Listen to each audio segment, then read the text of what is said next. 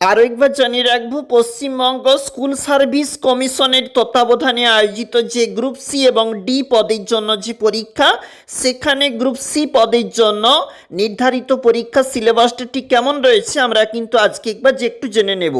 লিখিত পরীক্ষার ধরন এখানে রয়েছে যেটা, সেটা হচ্ছে জেনারেল নলেজ এবং তার জন্য 15টি প্রশ্ন থাকবে এবং মোট নম্বর কিন্তু 15।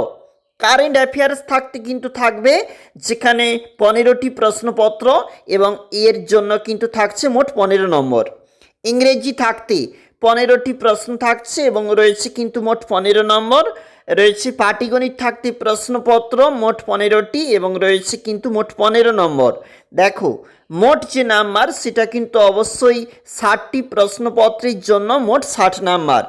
পরীক্ষার সময় অবশ্যই 1 ঘন্টা বা 60 মিনিট এবং প্রশ্নগুলি কিন্তু অবশ্যই এমসিকিউ টাইপের হয়ে থাকবে। প্রতিটি প্রশ্নের মান কিন্তু 1 নাম্বার করে। এরপরে যে দুটো বিষয় রয়েছে, টাইপিং টেস্ট বা কম্পিউটার টেস্টের জন্য যে দক্ষতা, সেখানে কিন্তু 25 মার্কস রয়েছে।